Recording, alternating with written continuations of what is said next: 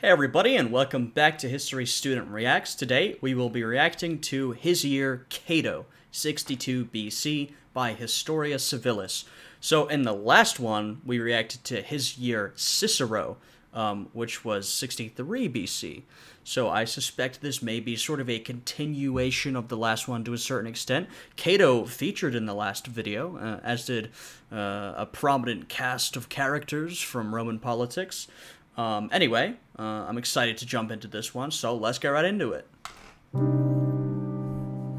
Cato was never elected consul, so video over. Goodbye. Oh. But I feel like talking about Cato, so... It's interesting, because usually his year is when someone has a consulship, or some other prominent position. But Cato was a pretty prominent politician, you know, so it's fair that he gets one. Let's look at his term as tribune of the plebs in 62 Okay. BCE. Well, mostly. For whatever reason, tribunes of the plebs took office on December 10th, so the beginning of Cato's year slightly overlaps with the end of Cicero's year. When Cato took office late in 63 BCE, the conservatives had already joined forces and destroyed most of the Catiline conspiracy.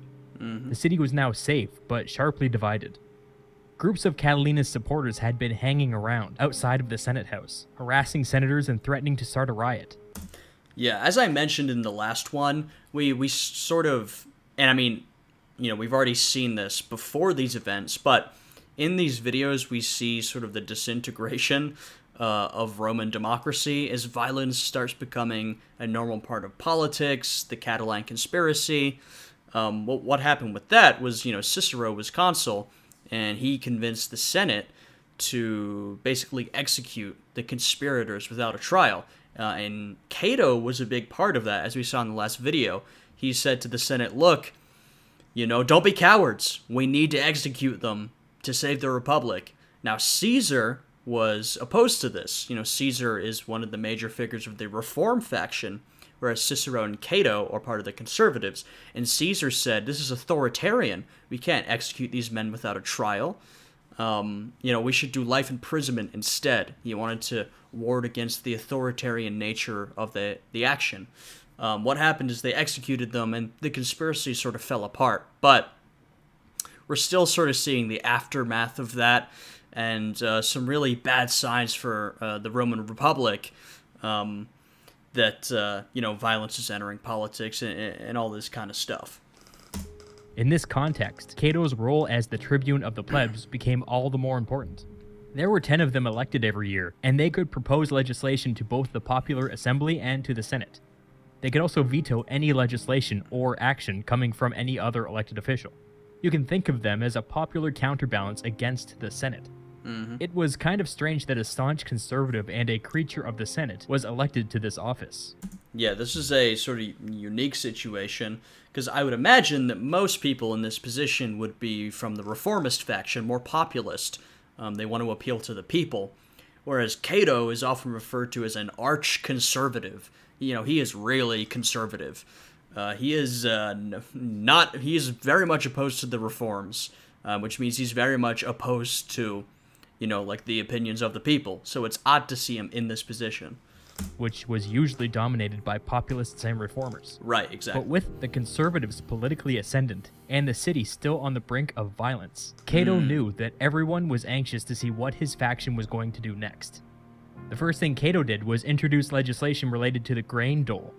For the past 60 years, Rome had operated a public program where they had bought grain from overseas, stored it in government-run warehouses, and sold it at subsidized rates throughout the year to poor citizens who met certain requirements. Traditionally, the conservative faction had liked to make a show of chipping away at the grain dole whenever possible. Now, Cato put legislation forward that would quadruple the size of the dole overnight. Wow. So what was Cato doing? He was co-opting one of the big legislative goals of the Reform faction. He was betting, rightly in my opinion, that a well-fed city was much less likely to support radical revolutionaries like Catilina. This is really smart, and this is this sort of thing is what smart conservative politicians have done throughout history. They take a part of the reformist platform and they co-opt it. Even if it doesn't necessarily align with their beliefs, what it allows them to do is, gain more political power and take, sort of steam away from the reformist movement. That's what Cato's doing. He's taking support away from their movement by co-opting a part of it, even if, traditionally conservatives had opposed the grain dole. And also, as has just been noted, he may also believe that this would bring some stability to the city, which, is what the conservatives want. They want stability. He also wanted to associate reformers with the negative aspects of the Catalan conspiracy and disassociate them from some of the more popular stuff, like expanding the grain dole. Really smart. Cato introduced the bill before the Senate, and although Cicero, as consul, raised some objections at the extremely high cost of the bill, many other conservatives got on board, and it passed easily.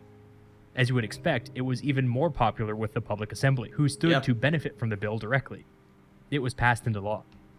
Imagine the logistical nightmare of having to buy and store all of that additional grain.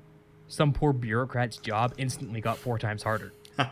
Sometime later, Cicero had left office. The leading conspirators had been executed, but a small ragtag rebel army remained on the field. Another tribune of the plebs, a guy named Metellus Nepos, put a bill before the Senate to recall Pompey and his army from the east and to have him take command of the city. Cato opposed this, saying that the conspiracy was under control and, hey, let's be reasonable. We've got 2 perfectly competent consuls here, elected by the people. Why don't we just let one of them take care of the army? Metellus responded by calling Cato a coward and threatened to ignore the Senate's advice on this matter and take the bill directly to the public assembly. Cato responded by saying something along the lines of, Pompey and his army enters this city over my dead body. Jeez. Let's back up for some...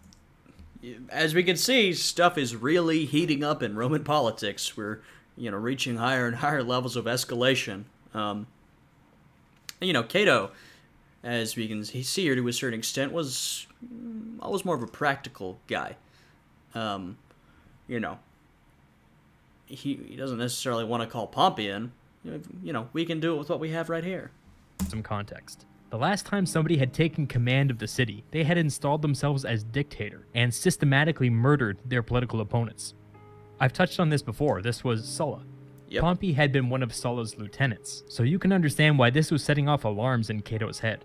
He had no intention of letting history repeat itself. Days later, Metellus did as he had promised, and took his bill to the public assembly without the consent of the Senate. Cato went down there with another conservative tribune of the plebs to put a stop to the whole thing. Metellus instructed a clerk to begin proceedings by reading the bill aloud, and Cato immediately vetoed it.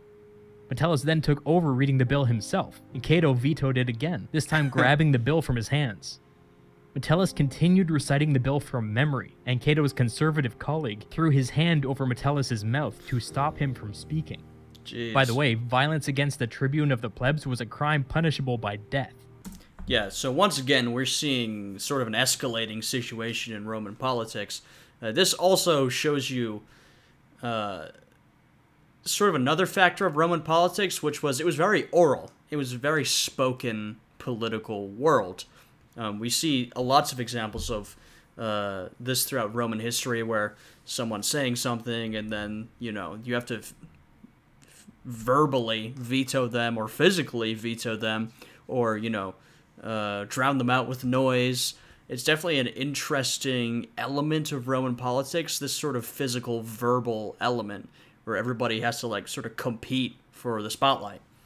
And this seems like an act of violence to me, but nothing would come of it. Anyway, the crowd saw this altercation going down on the stage and started attacking the other conservatives in attendance. The crowd only dispersed when rumors started to spread that a consul was approaching with a gang of armed men, something that would have been illegal if it had been true, which it wasn't. But the crowd scattered anyways, and the bill was not passed. Would have been illegal if it was true, but as we saw in the last video, Cicero had, armed bodyguards surround the Senate, which is obviously highly illegal, but this is the point we're at. In 63, 62 BC, this is the point we're at in Roman politics. We're at a place of fear, paranoia, violence, and it's just kind of how it is. Metellus was so bitter over this incident that he left the city in protest.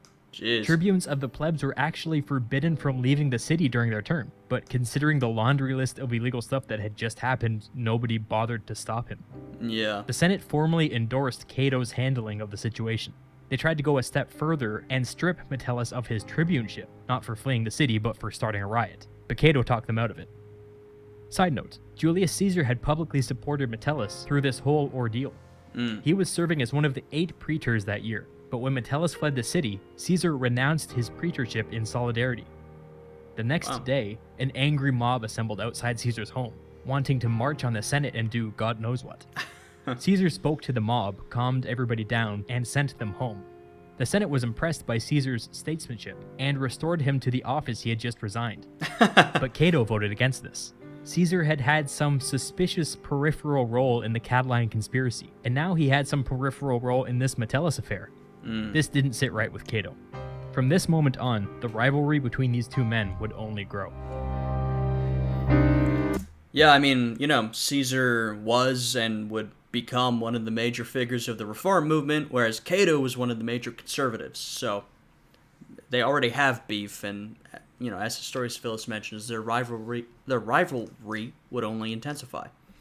So this was sort of a shorter one, but we got some insight into what happened after Cicero's consulship and some insight into Cato, who is a very important figure in this era of Roman politics. So yeah, if you guys enjoyed this video, please leave a like, subscribe, check out the Patreon, all that good stuff. I had a good time with this one. We will be continuing watching Historia Civilis' videos on Rome. I'm glad we're into sort of the late Republic. Definitely an interesting period. I hope all you guys are having a good day, and I will see you all again next time. Goodbye.